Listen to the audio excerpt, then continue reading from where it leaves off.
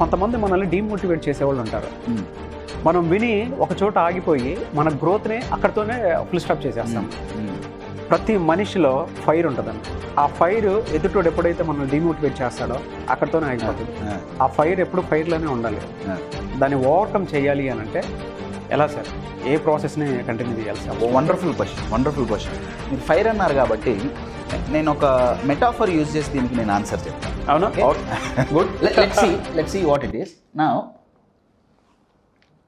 ఓహో,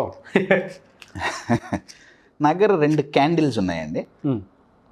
నేను ఒక ఎగ్జాంపుల్ యూజ్ చేసి చెప్తాను మీకు. ఓకే. నా దగ్గర 2 క్యాండిల్స్ ఉన్నాయి, రైట్?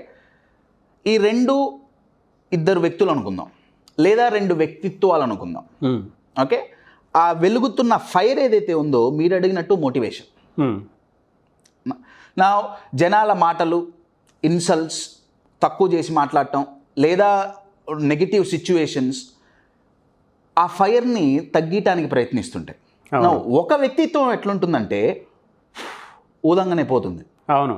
ఒక వ్యక్తిత్వం మళ్ళీ ఆ ఫైర్ ఎలగదు, మళ్ళీ వెలిగిస్తే మళ్ళీ ఎవడో వస్తాడు, మళ్ళీ పోతుంది. అవును. కానీ ఇంకొక వ్యక్తిత్వం ఎంత కిందకు తొక్కాలని చూసినా మళ్ళీ పైకి లేస్తుంది దానంతట అదే. ఫర్ అన్ ఎగ్జాంపుల్ ఈ క్యాండిల్ లాగా పోయింది, మళ్ళీ వస్తుంది.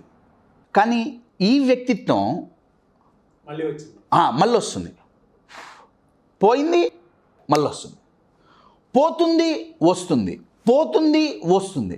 మీరు ఎంత ఊదితే అంత పెరుగుతుంది. This is a normal candle, this is a magic candle. ఇది మనకు తెలిసిందే బర్త్డేలో. అయితే దీంట్లో ఉన్న మ్యాజిక్ ఏంటి, దీంట్లో ఆ మ్యాజిక్ ఎందుకు లేదు, రైట్? ఆ 2 మనం మోటివేషన్తో కనెక్ట్ చేద్దాం, రైట్? దీంట్లో ఉన్న మ్యాజిక్ ఏంటంటే అండి, వాళ్ళు ఈ ఒత్తికి ఒక కెమికల్ రాస్తారు. ఆ కెమికల్ పేరే మెగ్నీషియం. Chemical formula Mg. ఈ ఒత్తుకు ఆ Mg మెగ్నీషియం రాస్తే ఆ మెగ్నీషియం ఏం చేస్తుంటే ఫైర్ ఆగిపోతుంటే మళ్ళీ ఎమ్మటే లైట్ చేసేటట్లు అంటే మన లోపల ఫైర్ కంటిన్యూ అవ్వాలంటే మెగ్నీషియం పూసుకోవాలని కాదు. ఆ మెగ్నీషియం లైఫ్లో ఏంటి అనేది నా క్వశ్చన్. M is motivation.